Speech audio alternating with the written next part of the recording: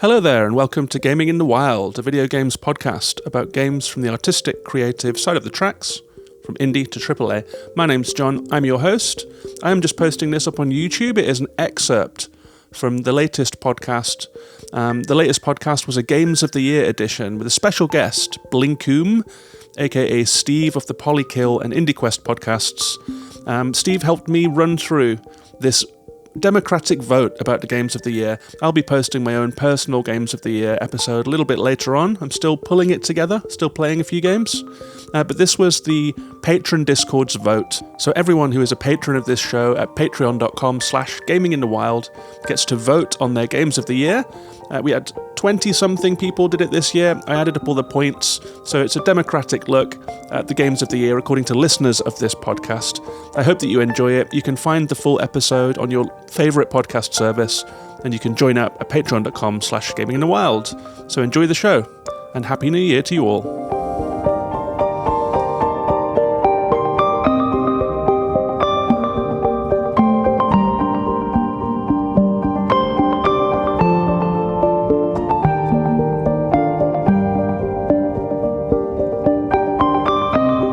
And now it is time for the Gaming in the Wild Discord poll results. This is a tradition that we started last year. We asked everyone in the Patron Discord to share their top games of the year. Last year we had, I think, 15 people that are in the Discord every day talking about games, just chit-chatting, sharing games, sharing links. It's a great place to be. This year we had more people. We had 21 people take part. It was really, really fun watching it this year. The results have been tucked away behind a spreadsheet here, so people have just been punching in their top fives. And I've had the pleasure of watching the horse race as it unfolds. And I've been teasing it a little bit in the Discord, because at some points, some really unlikely games were leading the pack. And then some big boys have come in. And it was really fun watching all of the games take their place in this pantheon. But the way that it worked was each member of the Discord was invited to name their top 5 of the year, ranked from 1st through 5th, with an option of adding some comments. We got some great comments that I'll read out as well. Each person's top game was assigned 10 points, second place got 8 points, third got 6 points, etc.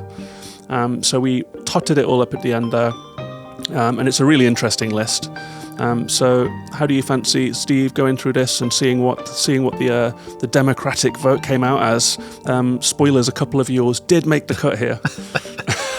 Very excited. Like, as you said, the Discord is full of a bunch of very wonderful people, and I'm very encouraged to see that they also have very good taste based on these winners. So yeah. So what I've done here is I've put a top 10, which is actually 12 games, because there was a 3-way tie for 10th place.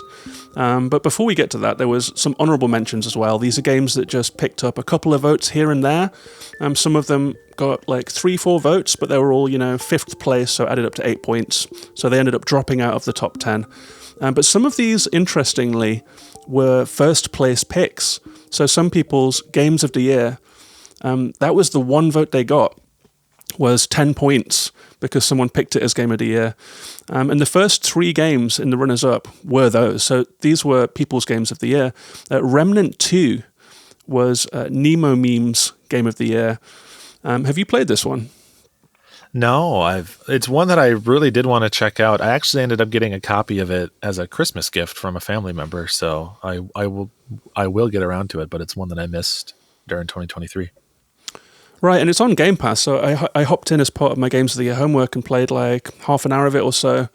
People have described it as Gun Souls, and I can see why straight off the bat. Like, it starts off, the bit that I played, you're running through a post-apocalyptic world, you go down into a sewer-type system, and then you are faced with this monstrous boss pretty quickly, who is rapidly moving, scampering, tentacle-lashing horror, and rather than the usual melee attacks, so you're keeping distance, you're circling like we talked about with Lies of P. In this one, you are just blasting away at them. You're trying to maintain distance, if anything, because range attacks are what you have. So it's an interesting one. Like, it definitely caught me on my heels like that, because you're just running through a Last of Us style world, and then suddenly you're engaged in this really, really tense soulsy combat. So I can see why Nemo Mimas picked this one. But they had to say about it that it was their most playtime logged. It was perfect co-op, a refined co-op shooter, and they reckon they're going to get 1,000 hours in this one over the years. So I think you are meant to play it multiplayer. I played it single player, and the computer gave me 3 NPC buddies, one of whom had to revive me at one point during the fight, which I was really glad to see that I wasn't just dead halfway through the fight. So intended as co-op, I think, that one. Yeah, and I think it would make sense then that it's Nemo Meme's Game of the Year. Often, if a co-op game is done well, and you have both the fun game plus the memories of playing it with your friends, it can pretty easily elevate it up. So I hopefully someday I can put a crew together and enjoy it. Yeah, and the next 2 actually are also people's games of the year that only got 1 vote. One of them is The Pale Beyond. This is a game that has been lurking on my list of shame this year for sure. It was published by Fellow Traveller. I will play anything that they publish. I do actually have The Pale Beyond on Switch, but just didn't get to it. Have you had any time with this one?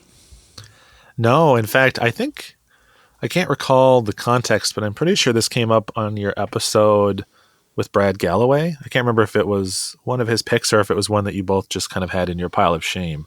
But I had not heard of it until then, and so I went and looked it up, and it seemed, I mean, at least visually, it's quite striking. So I'm intrigued to learn more. Yeah, it's an interesting looking one. It's based on a book. It was Dovetail's Game of the Year, and Dovetail said that Endurance by Alfred Lansing lays the foundation for a grand narrative. The book's influence is woven expertly throughout the entire game. And from what I understand, it's based on a real account, or at least a novel, not quite sure actually, but it's a ship gets stuck up in the Arctic and the crew have to survive. So a brutal survival game with tough choices. Who's going out to get food, how are you spending your resources, but with strong character elements to it as well. So pretty grim sounding, but really intriguing. Nice to see it get its flowers on the list, even if it's as a mention. Yeah. And Soccer, very active in the Discord. Their game of the year was Pikmin 4, another one that's on my pile of shame. Actually picked up a physical copy of this one, and have been saving it for a rainy day, but the rainy day has not come yet. Did you get any time with Pikmin 4 this year? I'm in the exact same situation. I promise I have played some of these as we go along, but yeah, this is another one that I've sadly, I also have a physical copy sitting there waiting for me, and I just haven't quite popped it in. I was sort of waffling on, I've only ever played the very first Pikmin, and I know that they released kind of a modern port of Pikmin 1 and 2, and I was kind of undecided on whether or not I should go back to Pikmin 2 and work my way up to 4, or if I should just jump straight to 4. Exactly the same here. Did have the pleasure of going out to Japan this year for a holiday and picked up all of the physical Pikmin games. So they're all sitting there. I haven't played a Pikmin game since Pikmin 1, like you, and just remember being utterly fascinated by it at the time, just transfixed by it, just such a strange game. Did follow the discourse around Pikmin 4 and watched some people playing it on Twitch and stuff, and looks great, man. I love the idea of the dog that you get in this game that can move your Pikmin around a little more in a more organized way, so you're losing less of them, they're getting less lost here and there the way they did in the original. So it looks like they've really upped the formula in this one. Yeah, and I'm also just a sucker for the sort of little nods back to Nintendo's history and things like that. You see screenshots of all the little Pikmin scampering, carrying a Game Boy Advance SP or something like that, and I'm like, I really ought to play that game. Absolutely. That's going to be a comfort game when I finally get to it, I can just tell. Yeah. The next one was a bit of a big hitter, actually. Hi-Fi Rush, which landed on Game Pass as a surprise to everyone. Tango Gameworks made it. Obviously, they are famous for horror games. And suddenly we got this cartoon rhythm game. I mean, as a rhythm game enthusiast, this seems like it might be in your wheelhouse. Yeah, I loved this game when it came out. This is one of those that, you build your top 10 game of the year list, and then the things that exist from like 11 to 15, they're still incredible, but they get a little bit lost to time, and this is where that one fell for me. But I loved it. They did a really good job with the like rhythm-based action mechanics, and I loved just the art design around how the entire world all seemed to kind of pulse along with you. It gave it a very almost like a Jet Grind Radio energy to it or something like that. Just like a very playful, very fun, cartoony energy to it. Yeah, a super fresh game. Yeah. Really like the character design in that one too. I think I got about halfway through it, but I can think back and picture all of your NPC buddies in that one, like Peppermint and the cat that's following you around, the scientist that you meet. So vivid, such cool design, and really memorable game. Yeah. Surprisingly likable characters too, even though they seem a little bit templatized, but at least a main character, I remember him being quite likable. Mm-hmm. And then there were a couple here that I didn't play. One of them was a game that kind of took the Discord by storm this year, actually. I think a lot of people picked it up from Brad Galloway's show. He was championing it on So Video Games. Sounds like it had a bit of a troubled launch. Sounded like it was pretty riddled with bugs at first. But the fact that some people have picked it up here, the fact that Brad was speaking in glowing terms about it by the time he got to the end of it. This one is the Lamplighters League, a party-based tactics game with some RPG elements in between. Looks great. I haven't gotten to it yet. I have it downloaded. An intriguing one. Yeah, a very unique blend, I think, of like art style for that genre. I expect things to usually be more sci-fi in that. And yeah, I had not heard of this one until it came across either through the Discord or on your show. But I would like to check it out at some point. I'm always a little nervous getting into a tactics game. Something about a tactics game feels harder for me to start than most other genres. Like I'm really committing to something, but this one does. It is quite striking. Yeah, and on Game Pass too, like Hi-Fi Rush, so easy to pick up. I've got a feeling that the longer we leave the Lamplighters League, the better experience we're going to get from the sounds of the bug fixes that are going on. Awesome. Next one is Like a Dragon Gaiden. I'm just going to wildly guess, I don't know, something about the Yakuza series tells me that you might have played a couple of these games. Yes, I played 3 or 4 of them at this point. I love the Yakuza series. In fact, I feel like a Dragon Gaiden, I'm Neo in the Matrix trying to dodge spoilers and discussion of it because it feels like people that are so enthusiastic about it almost can't help themselves to share the big story moments. So this is definitely one that I will get to in the new year, maybe before Infinite Wealth. The next game comes out here in, I think, February. But yeah, this is definitely one of my like most painful misses of this year. So I'm glad to see it get some representation on your list. Yeah, and I've dipped into several Yakuza games, but I've never made it through one. And this was Call Me Steam's Game of the Year on Discord. And what they said actually made me pretty curious about this one, even though it is kind of end game story content for the whole series, and so perhaps the one that you least want to go into first. But Call Me Steam said, this entry in the long-running series left me wanting more, a rare feat in an often bloated and indulgent franchise, but this was all killer, choose your own filler. So a bit unfortunate because it is like a Yakuza game that seems like more made for me than, the 60, 80, 100-hour games. And yet it's the one that you shouldn't play until you've played all the others. Yeah, that is a little rough. I usually tell people because they'll ask, where should I get into the Yakuza franchise? And I'm like, well, whatever one is interesting you is the one to start with because you'll end up going back and playing the others. But this might be the one case where that does not apply. And maybe you should play 0 or 1 first. Yeah. 3 more honorable mentions here. I've dipped into all 3 of these actually. Completed this one.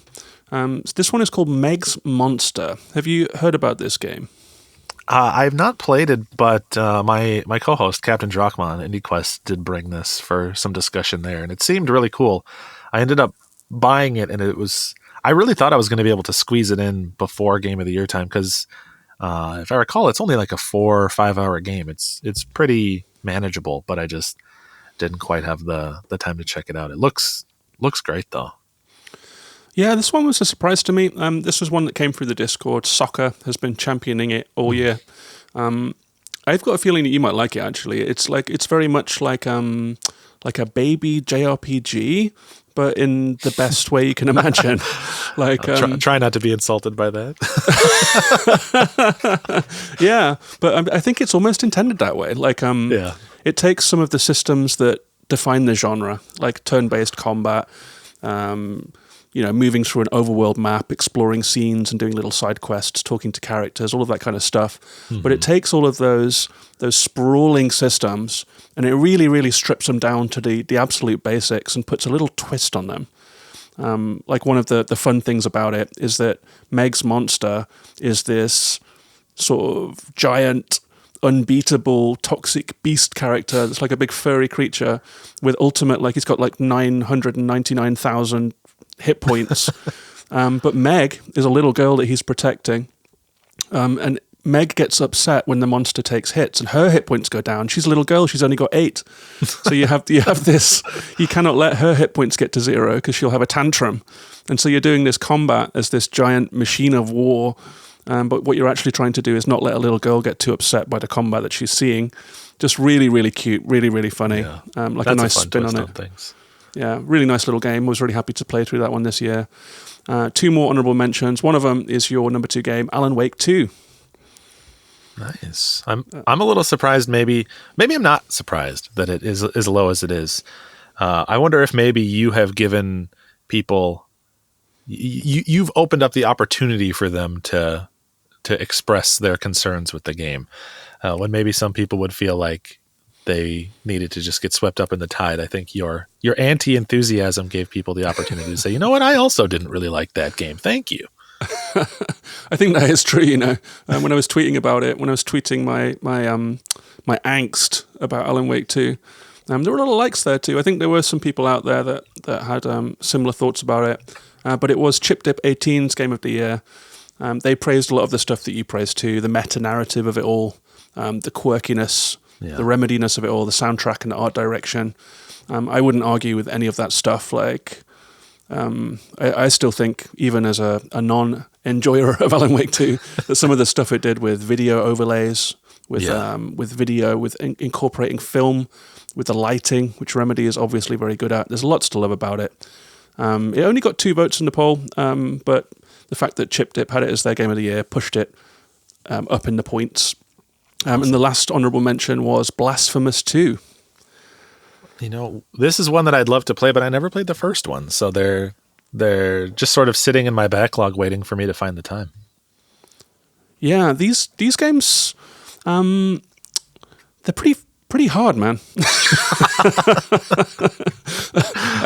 I absolutely love the look of it. I love a good Metroidvania. I've bought Blasphemous 1, played about an hour of it. It's like Metroidvania Souls-like, so punishing combat in a Metroidvania shell. Was a bit too tough for me, to be brutally honest with it. Felt like I was banging my head against the wall, but a lot of people have really praised Blasphemous 2 for broadening out the formula, for the pixel art, for the strange mixture of horror fantasy and kind of Catholic imagery. It's a really interesting one. But the sequel is just as hard, I can confirm. I did play a bit of it and was like, hell no. Well, maybe, now that you're all in on Liza P, maybe you have a newfound confidence that you can bring back to Blasphemous 2 and give it another run. Maybe. And actually, Lies of P does make the chart. So moving on from the honorable mentions, there are 3 games tied for 10th place, and then it's straight up the line after that. But the 3 that are tied, Lies of P we've talked about today. You and I are both into this one. This was Grub Hunter's Game of the Year. And they said the largely unknown NeoWiz came out of nowhere and delivered a stunning steampunk Souls-like to rival the best in the biz. I couldn't agree more. Yeah, great game. Really good. I'm going to be playing... I think I'm going to be playing through Lies of P. When I started this, whenever I start a Souls-like, I'm waiting for the point that I cannot get past. I'm waiting for that boss that's just too much for me. And I have to say, in Lies of P, like 5 in, I haven't hit that point yet, so I'm feeling a little enthusiastic about this as a non-Souls-like player. Maybe this is my Souls-like. I think you'll do quite well. I struggled more with the bosses in the first half than in the the latter half. I started to really click into place with it, and your weapon starts to get upgraded and your build sort of fleshes out. So I would say if you've made it this far, you're probably pretty well poised to see it through to the end. Yeah, and I think being bad at Souls-likes can work in your favor in the early game. I remember playing Elden Ring, and it was my first ever Souls-like. So, you're learning Souls-likes as you play. You're learning how to circle enemies, how to use lock-on, how to use throwables, how to parry, block, how to dodge, like how to read enemy patterns. Those big tells that they do where they swing their club back so slowly. It's like a pantomime villain, and they're like, I'm gonna hit, I'm gonna hit, I'm gonna hit, and then they finally swing it. Like learning to read that language, Yeah. But it means that you just get the shit kicked out of you for hours, and all of the time you're leveling up. Yeah. So if you get like flattened in the early game but persist, you're coming into the mid game pretty leveled up because you've just taken a longer time to get there, So I think that's maybe where I'm at with Lies of P. I'm waiting for the rubber to hit the road and for the level, to be at the level it's intended to be played at. I think I'm playing over-leveled so far, maybe. I would say enjoy your newfound power and run with it as long as you can. Right. Sea of Stars also joint for 10th place, crept into the chart at the last minute. Sea of Stars was lingering right at the bottom of the pile. I think the last 3 people that entered the poll all voted for it, so it sneaks in at 10th. And the third game in that 3-way tie for 10th place, a big favourite of mine is Starfield, one of the big controversial games of this year, but it did make the list. Yeah, this is where I'm going to maybe pull my Uno reverse Alan Wake 2 card on you. I was not so into Starfield. I will say I've never played a Bethesda game before, like seriously. I have I've poked at Skyrim like a little bit in VR, but never played a Fallout, never played an Elder Scrolls. And so I was ready for Starfield to be my first one. And I got 4 or 5 hours in, and I think I was listening to your discussion, I think on the last episode, your last Game of the Year discussion that you had, you were talking about how there is sort of this like early pressure that you almost have to push through that just sort of overcame me personally. Like I felt so clumsy in the menus. I didn't really understand how to navigate them. I'd be going to like choose where to go, and I would press back, and I would like back out into another menu I didn't even recognize, and I'd have to back out like 3, 4, 5 times to get out. And like the encumbrance of the weight and stuff. I think that Starfield is Bethesda almost has like an expectation a little bit that you understand the rhythm of a Bethesda game, and I didn't really have that experience, which is a shame because so much else about that game, there's so much to love. I see the art direction is quite spectacular, and I see so many videos and screenshots of people in just these ridiculously cool circumstances and situations, and I wish I had been able to get to that point, but I ended up falling off. Yeah, honestly, I can't argue with any of that. Like, obviously, I loved the game. I think I started Starfield with no expectations. I was not that excited about it before it came out. I played a bit of Skyrim, but I played a lot of Fallout, a little bit of Skyrim, but I thought Bethesda's games always feel old. They're always a little thorny, creaky, a little strange. So I'm just going to, download it. It's on Game Pass, whatever, see what happens. And I think that served me well for this game. Like, if you're coming into it just thinking, I just want to see what this is, I allowed me to find my way into it. I think if I had been coming in red hot, waiting for this game-changing title, I think I would have been aghast at what I found, because you are right. Like, when you're in that map, and you're in the planet map, if you want to get out of the map, you have to hold down B. If you press B, which is every gamer's instinct, you zoom out to the solar system. Press B again, you zoom out to the universe. You are lost in maps. And you're dead right as well. Like, I think halfway through this game, I got the opportunity to buy an apartment, something that's been in a lot of Bethesda games. Like in Skyrim, you can get houses and stuff. So I had this apartment, it was empty, and I was thinking, well, I must be able to put stuff in here. And I was looking around. I had to Google it. There's like a tiny panel on the wall that you have to go over to and interact with to open up this entire design mechanic where you can place and buy furniture, put things on the walls, and even like in Bethesda games, you can hold and manipulate an object, move it around and rotate it and place it down again. None of that was tutorialized. None of it was in the codex even. It's all assumed knowledge. So this game was neck deep in assumed knowledge for sure. Super creaky, super odd. Yeah. But I mean, I'm fairly on the record as being a big enjoyer of this game. I will say that once you push past New Atlantis and get into the meat of the game, there's just some top-notch RPG gameplay in here. Some really good story moments, super curated quests and side quests, faction quest lines, but it is a little buried, and I'm sad that more people didn't get to the good stuff. Yeah, I mean, even Origin Cookie Man says it's a compelling space epic that continues to improve as you devote more time to it. So I think that seems to be a pretty common sentiment. And if anything, it's encouraging to me to know that, maybe I've pushed through, most of the unpleasantness that you need to. And if and when I decide to revisit it, it might be not too much longer before I can really kind of have my wheels click onto the track and feel out what it is that people are so enthusiastic about. Because it really is the type of game I feel like where everyone seems to fall into one of two camps. They're either on my side where they bounce off after a few hours, or they're on your side where they've put 100+ hours into it and are pretty passionate about it. So there's no doubt to me that there is something incredible there waiting for me. Yeah, I was really happy that this one made the list. I felt like it was a bit of an edge case, whether it would be here or not, but it will be high on my list when the time comes for that. But now moving up the list, 9th place. This is a game that I bought but have not played. It's a game that is across all of the Games of the Year lists. It's a really, really highly rated one. It is the Resident Evil 4 Remake. As something of a game historian, I imagine that you've got a bit of history with Resident Evil, right? Yeah.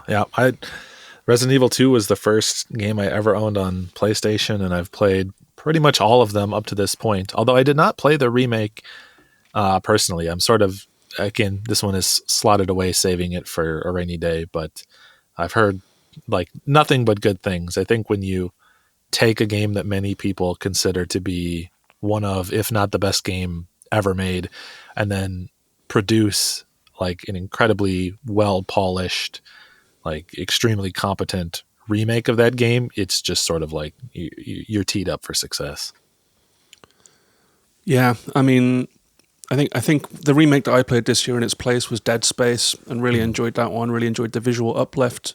But Resident Evil 4 obviously occupies a place in a lot of people's hearts. It does seem like the game that kind of graduated Resident Evil away from the roots, like those camera angle, haunted house kind of games that it started out as, and moved it into what we know today.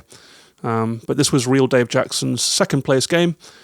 They said the original game didn't need a remake, but this modernized and remixed version maintained the essence from the original. The combat is strategic and engaging. The story is campy and fun, a treat. So yeah, I'm really glad that this one came out well, because I know how much people really like it. So, sometimes you'll just pull in for a game because, it means a lot to people, right? Yeah, I was happy to see it too. I'm really interested to see now where Capcom goes, because they've sort of remade all the ones that are beloved, and now they're looking down the barrel of the ones that don't quite have as warm of memories from people. So I wonder if they will find a way to revisit some of those later Resident Evils like 5 and 6 and remake them in a way that makes them connect with an audience these days, or will they just go back and start remaking the first one yet again and restart that cycle? Right, the Naughty Dog method. Exactly. Yeah, yes. I'm curious too. I mean, for some of the less acclaimed games, maybe it's more of like a second swing than a victory lap, if you know what I mean. Yeah. Hopefully. I mean, hey, I'd love for him to come out and to be great, so my eyes are peeled. Yeah, number 8 on the list here. It's one of the indie games of the year. I think it scooped up an award for best debut indie at the Game Awards. It's a game that I played and semi-enjoyed, ultimately bounced off, but a lot of people really loved this one. It is Cocoon. Did you get to spend any time with Cocoon this year, Steve? Yeah, I played through this one and I thought it was really pretty good. It's funny. I always find it interesting when Cocoon won Best Debut Indie, but then Sea of Stars won Best Indie. Like, how does Hmm. that end up lining up between the two? But yeah, Cocoon, a lot of fun. I enjoyed my time with it. I think it's very inventive, very clever. It's got a very neat art direction. I like a lot of what it did. It didn't quite crack into my top 10. I think honestly, for me, because through no fault of Cocoon's, not long before, like maybe a month or two before I played Cocoon, I played Patrick's Parabox, which explores a lot of similar ideas and then goes like, much, much deeper and more intense on them. And so the the magic trick of like worlds nested within worlds was a little familiar to me at the time, even though they did a great job with it and it's really well done. I kept just thinking back to my time with Patrick's Parabox, oddly enough. Interesting. I've only heard that game mentioned by name. I don't know. I'll have to look it up. Cocoon. We've talked about this a couple times already. We talked about The Witness a little bit. We talked about Alan Wake a little bit. We talked about readability. I think that Cocoon as a puzzle game is one of those games where if you click with it, you're going to mind meld with it and really enjoy it. Something about the way that the puzzles were structured didn't click for me, but it did for Origin Cookie Man. It was his game of the year, and he said it is the most elegant, masterful teacher of its systems that I've ever encountered in a puzzle game. Really, really high praise there. And that's a feeling that I love too, man. Like I remember playing The Pedestrian or Portal 2 to some degree. And when you play a puzzle game that really clicks with you and you're picking up the signals, you're in mind meld with the designer of the puzzles, really, really good feeling in games. Yeah, very much so. And Cocoon does it does that trick that is always so fun where in a lot of ways it teaches you before you even realize you're being taught. Like you are learning concepts and sort of how to manipulate these worlds within worlds without them ever being explicit or, popping a text box on screen or anything like that. And I do have to give it up to Cocoon. They did a really good job in my mind of blocking off or like distracting you from areas that aren't relevant to the puzzle. It's all this one big interconnected world and it's very easy to get overwhelmed by the possibility space of what you could do, but I felt pretty good about either nudging you in the right direction through the environmental design and the art direction, or giving you sort of subtle barriers that would kind of gate off. This is the bounds of the puzzle. Play with just the tools in this space. Yeah, absolutely agree. I mean, there were various points in this game where you reach a branching path, right? And there's a couple ways you can go. And I remember thinking as I was getting deeper into it, I'm really not sure if I'm going the right way here. But as far as I got in the game, I always was. Yep. And I think that the designer of the game, I forget his name, he was one of the designers of Inside, what's it, Jeppe Carlson, I want to say. Yeah, I think so. He has released a video saying that revealed his book of tricks on this. The visual cues, the mapping, and like easing the player in the right direction. It almost seems like a magic trick how well it worked in that game. Yeah, I had no idea. I'll have to go dig up that video now after this. I had no idea. But the seventh place game here, this is one that I was a big fan of this year. It came out right at the start of the year. Got a pretty mixed reception, I would say. I think it was a game that is slow, it's methodical, it's moody and atmospheric. It is Season, A Letter to the Future. This was a PlayStation exclusive at first, I think. I think a PC version has since released. Did you get around to this one this year? No, I actually just purchased this one the other day. This is one that when it first was shown, I forget where. It might have been like a Day of the Devs or a Summer Games Fest, or at some point I saw this and it looked good, and then I sort of forgot about it, and it was your show that ended up putting it back on my radar. I feel like you've been a pretty good champion for this game. So one of my biggest misses this year that I really wish I had found the time to play, but I just didn't quite get around to. Right, I think this one's a bit of a Marmite game in some ways. It's a very slow play. This one, you spend a lot of time cycling. through a landscape, but it has the nice method of control where you're using L1 for the left pedal, R1 for the right pedal. So you're physically mashing the pedals as you cycle through this world. It's a very dreamy game. You will encounter people who speak in riddles and poetry, and it tells a super strange story about a land that is about to be forgotten, like erased from everyone's memory, and you are traveling through it, documenting it, using a microphone for sounds, using a camera for pictures, and taking verbal accounts from the few people that are left. A really, really dreamlike game. Dovetail placed this one second, and they gave a really nice summary and said, the most thoughtful, meditative, and poetic game that I played this year. Every time I finished a session, it felt like I had woken up from a dream. Couldn't agree more. This was one of those games, it was like being mesmerized by it. One of those ones where you finish playing and you just snap out of a kind of a trance. So I was a big fan of this one. Yeah, I mean, I love that experience. It's a very, even just from screenshots and videos, it's a very like artistically compelling game. It looks very good, which is exciting because it's a game so focused around seemingly just kind of being in that space and experiencing and documenting that world. Yeah, and there is like a tendency, I think, because games cost so much to make, take so long to make, you need big teams of people, you need huge amounts of money. There is a tendency for bold visions to end up, I think, gravitating towards the middle of the road, because that's where the audience is, it's where the most people are. Yeah. A game that didn't make this list, a couple of people voted for it, but it didn't even quite scrape enough points together to get on here, was Chia.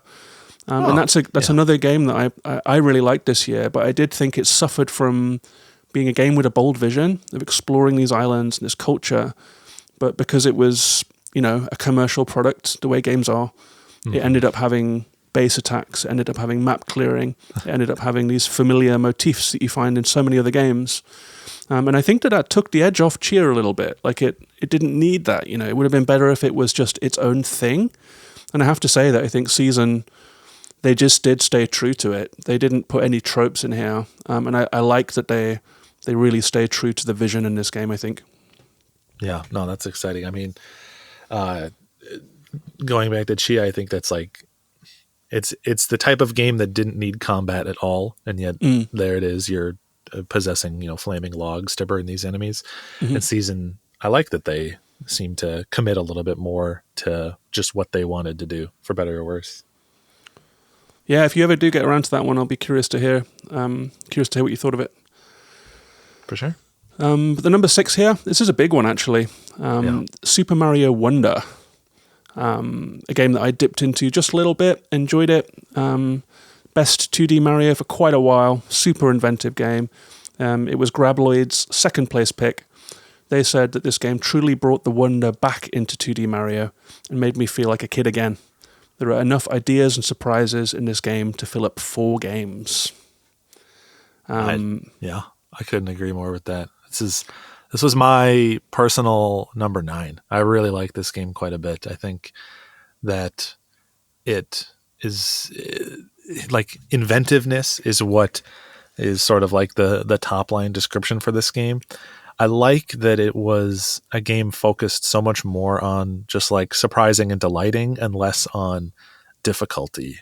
Levels in Wonder are actually surprisingly short. Like some of them, if you run from beginning to end, it's like a 30-second level or so. It's like Mario 3 on the original Nintendo levels of brief, but they hide so many secrets and then they pack in such surprises with the Wonder Flowers that like turn levels on their head, and suddenly you're in a parade of piranha plants, or you have been turned into fireworks, or you're just a tall, skinny hot dog version of Mario. And it's always so weird to see it just all the weird ideas that they've thrown into this one.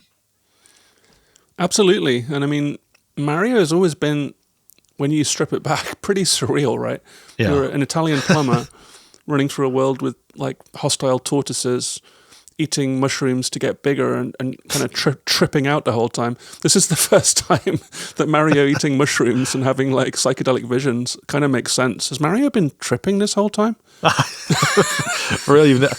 I haven't really ever shined a lens on it. It's like you got to just take Mario at faith until you really start to unpack it, and you're like, oh man, this is a lot of.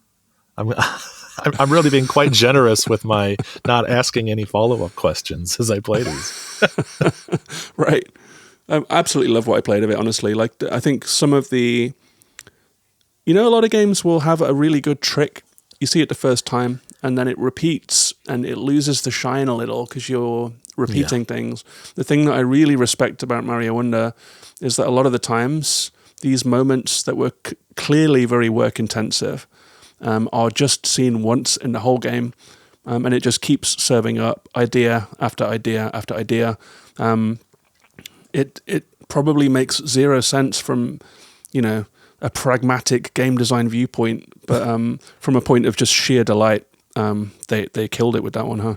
Yeah, just tons of variety, all bright and colorful. This game came out in the middle of October, I think, which was just a weird time from my perspective to launch it because I, like most people, end up playing a lot of horror stuff in October.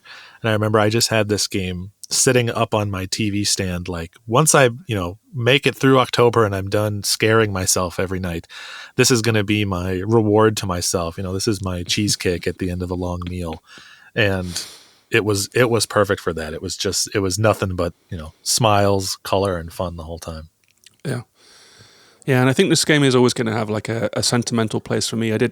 I was in Tokyo when it came out and made like a little pilgrimage to the Nintendo store, bought it on release day. Everyone was going crazy. There was like a busy, buzzy, fun time to be there, and playing it in Tokyo on release day.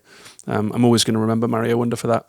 Yeah, that's... I'm sure you didn't plan it that way. I'm sure there was more to your trip than just the launch of Mario Wonder, but the timing was very fortunate. That's awesome.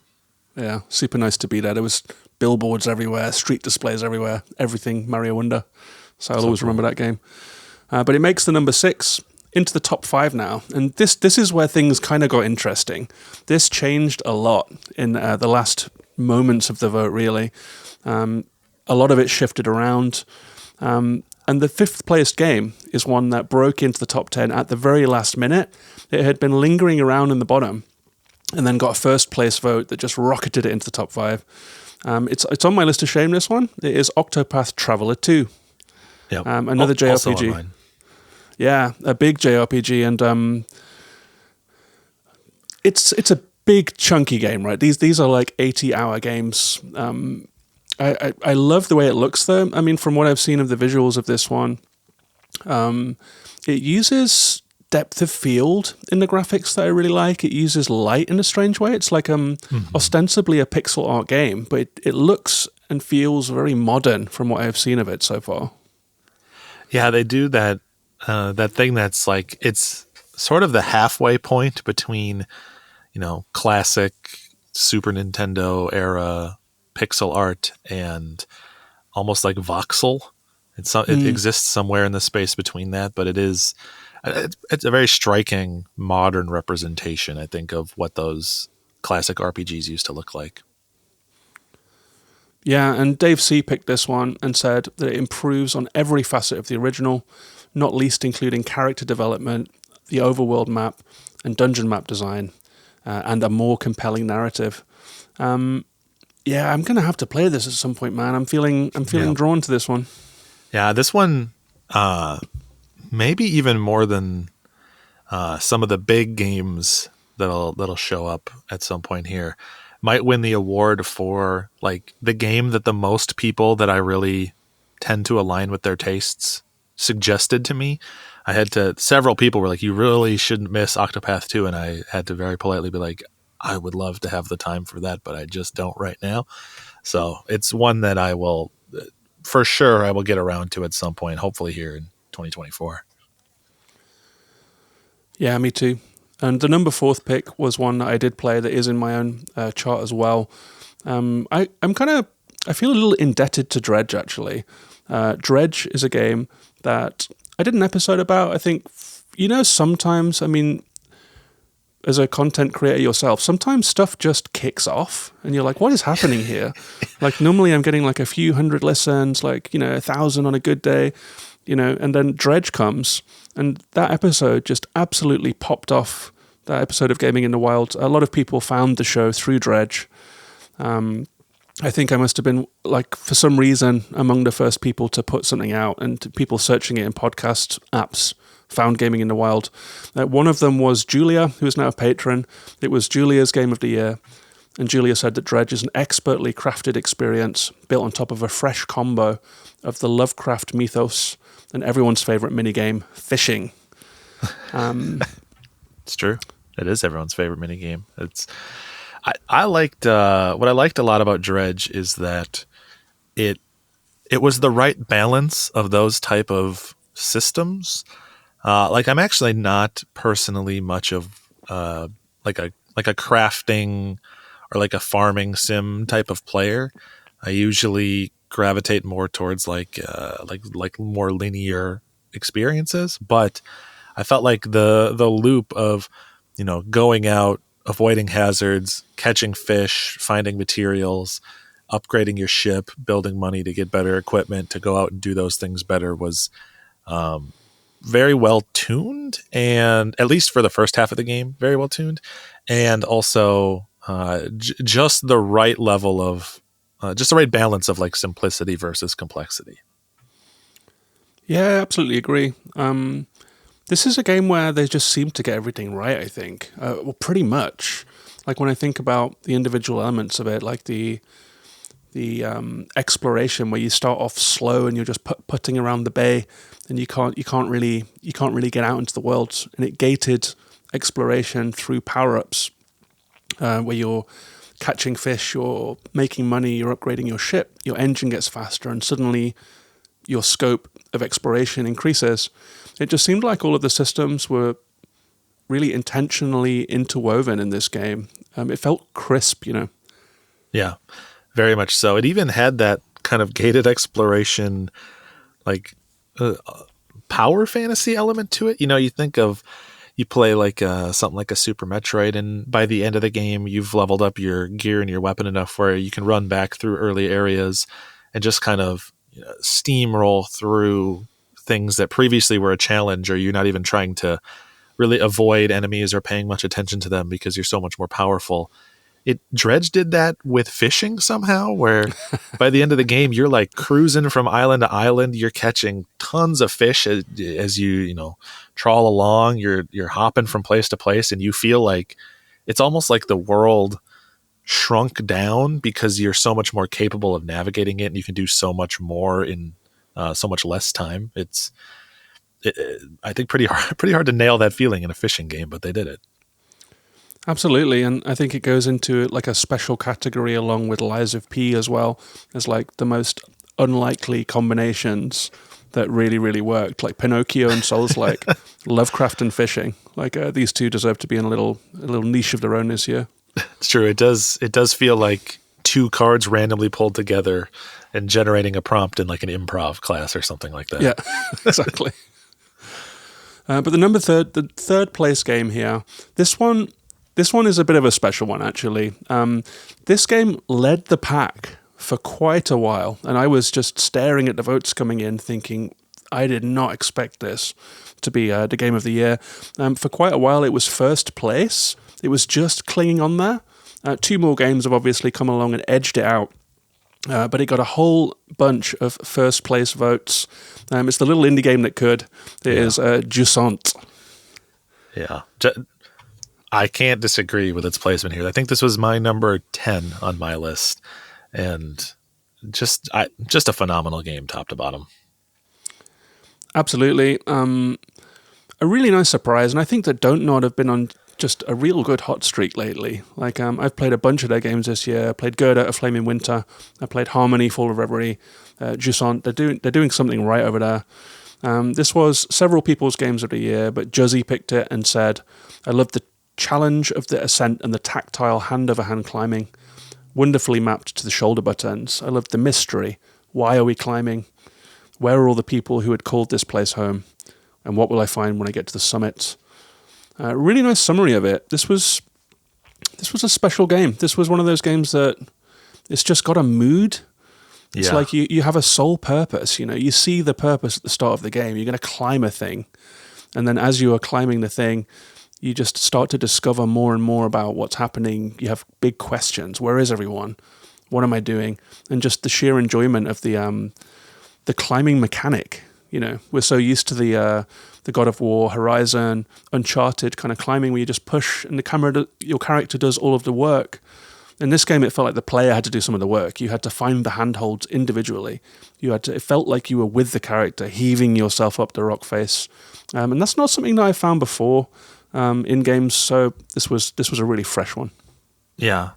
And it's what I really would shout out the game for is that even though it is much more involved and it's so much more tactile in the climbing, it in some cases does become very natural, and you really kind of get into a rhythm. You're just click, click, click, click, click on the shoulder buttons, and you end up in some of the less I guess puzzle focused climbs, able to cruise up these walls just as fast, if not faster, than you would in a game like Uncharted or God of War.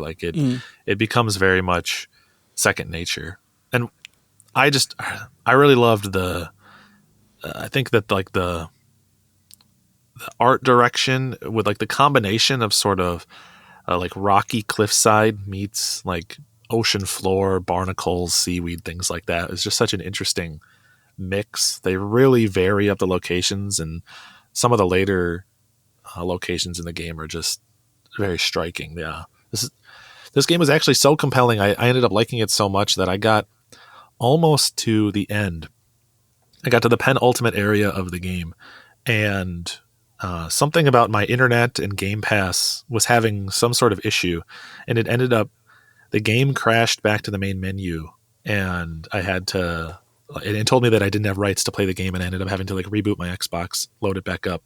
And when I did, I hit a game a save bug where, for whatever reason, it had reverted my save by about an hour and a half, 2 hours. I was in suddenly the second area.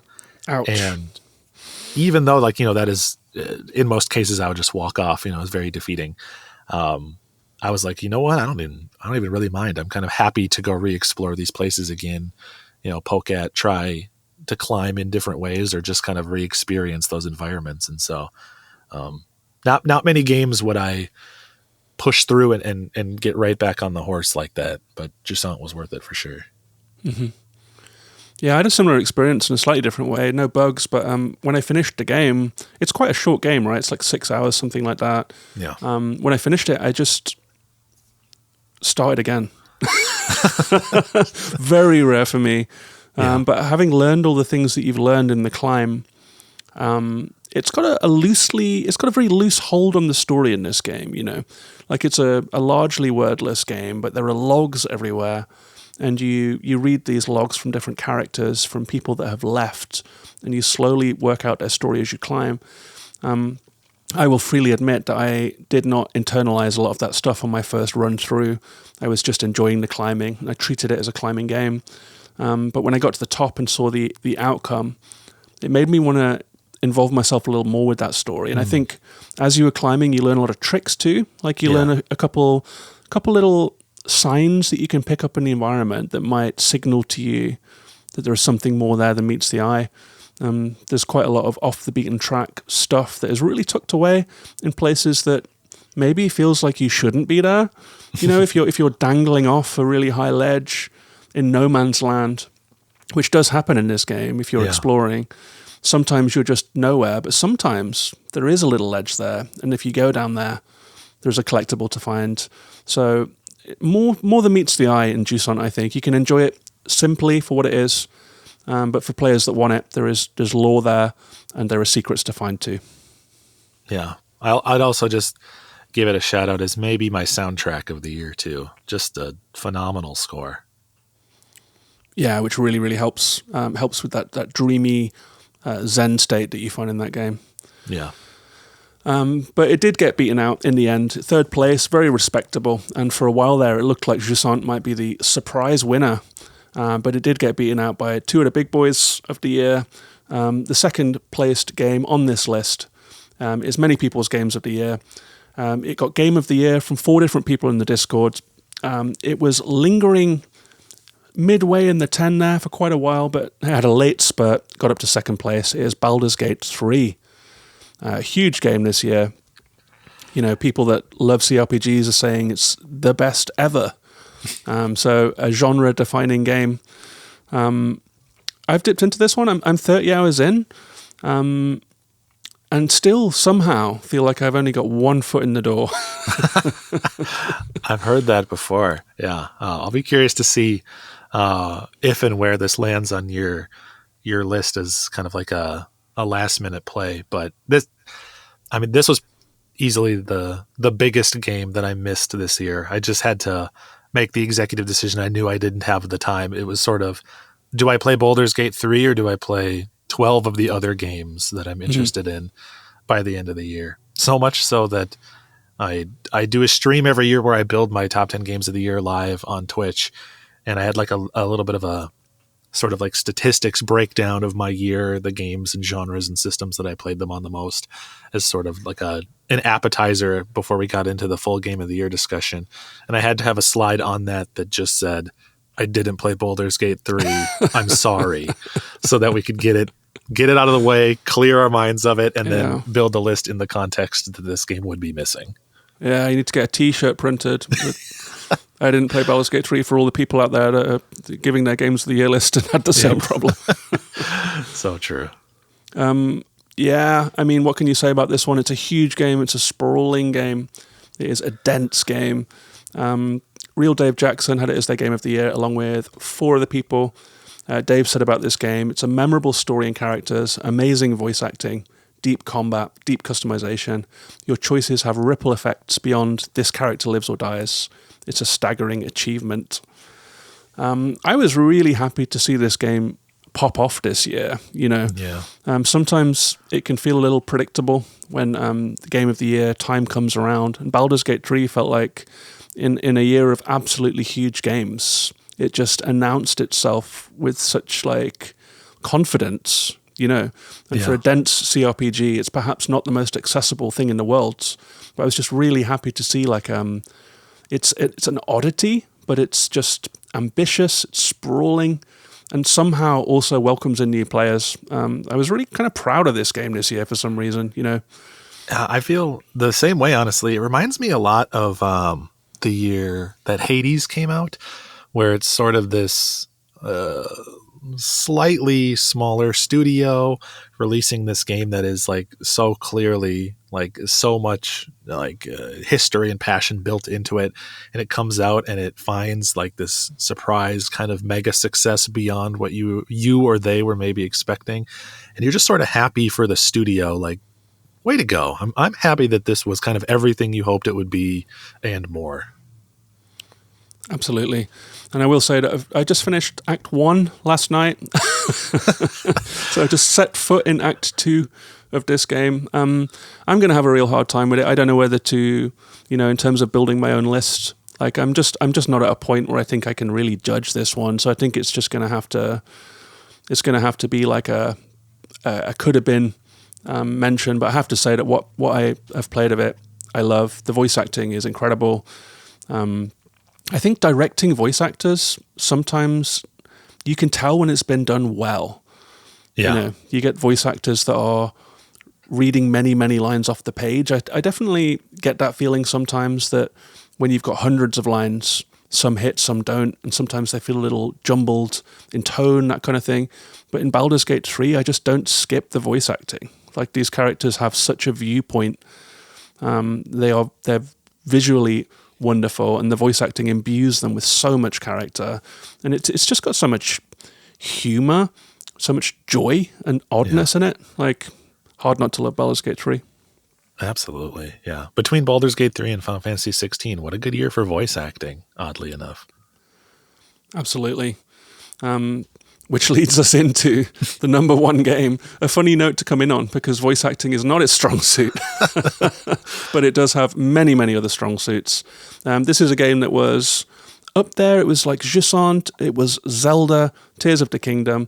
They were neck and neck for a really long time. Zelda ended up beating it out. I think as I was watching the votes come in, it was the game that everyone had somewhere on their list. So it was just slowly amassing points, and it just opened up a gap. It ended up winning with almost plus 40% in points.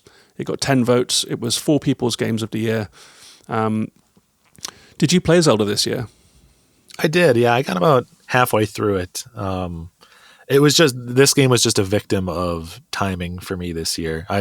It came out in May, so I was fully wrapped up in figuring out how to be a dad for the first time. And by the time I sort of had my feet under me and could have gotten back to it, I was distracted by other things. But the time I did spend with it, it was excellent. I think it's a remarkable achievement in terms of like game design and how all those systems can function as well as they do and work together. And it's also just like a miracle in terms of sequels to reset itself in this giant open world that people are already so intimately familiar with because they're so passionate about the first and have so much packed in there to still surprise people. It doesn't surprise me that it's on so many top spots in Game of the Year lists because it's really a lot of fun. Yeah, it's a real special one. It's one of those impossible sequels, huh? Yeah. Like you're wondering what they're going to do in Hyrule, and what they did was they just made it vertical. They pushed it up into the clouds. They pushed it down into the ground. Suddenly this world has heights, it has heights and depths. Obviously the Ultra Hand mechanic. And I feel like Breath of the Wild is among my favorite games of all time. But it does have its weak points, the characterization. The characters often felt a little thin. And as you're moving around the world, it's all about the exploration, really. It's all about the landscape. It's all about the horizon, the climbing, finding places. I think this game really brought home the rest of it. Like the world feels more alive. They brought in these merchants that are constantly traveling between places. You'll meet people as they travel around the map. And Hyrule really felt like a community in some ways, Yeah. And you would come across so many of them as you're exploring, and I think you got the impression that some of those characters had lives outside of like kind of just standing there waiting for you to run up and talk to them, which was pretty refreshing. And having those several companions to come alongside with you, even in the interesting way that they decided to do it, made it, I think, brought that home even more. Yeah, I got strong memories of this one. I think the music in this one, I think this would be up there for me in terms of score as well. It has that wonderful music when you go up into the sky. The light changes when you're in the clouds. It's golden light. It has these long cello notes, just this beautiful, airy score. It just all melds together really well. This was B Sushi's Game of the Year, and they put it really nicely. They said Tears of the Kingdom plumbs the depths of Zelda's formula to ascend to unforeseen, seemingly impossible heights, blending with a new feeling of invention with the already sublime feelings of exploration and discovery. Nintendo has proved that lightning can indeed strike twice, as long as you remember to use recall. Oh, yeah. I don't know how they're going to follow this one up. I said that about Tears of the Kingdom, but now I'm really like, good luck, Nintendo. You're in a difficult position. Yeah, you painted yourself into a corner making all these good games. Yeah. Oof. Yeah, I'm curious what's next for Zelda 2. Yep. But yeah, thanks for sitting with me through the Discord Games of the Year vote. This was a really fun one. Thanks to everyone who took part. I would also like to say thank you. There was a little box in the quiz for people to say anything else you want to add. I was thinking people might put their honorable mentions in there, but what actually happened was people put in some really, really nice messages about the podcast, about Gaming in the Wild, about the Discord server, about the community of people that exists around the show. So thank you very much to everyone for all those nice comments. And yeah, thanks very much to you, Steve. It's been really fun to talk to you. I'm a big fan of everything that you do, and thanks for coming along for the ride on this episode. Honestly, the pleasure was all mine. I'll echo the sentiment of all the folks from the Discord and saying thanks for all the work you do putting this show together, because it's there's those shows that you have, you kind of tear them out in your head where you're like, there's more content than there is time in life, but Gaming in the Wild is always one of the top shows that I don't miss an episode on. So thanks for all the effort to keep it going and make it such a wonderful time. Bless you. Thanks for saying that.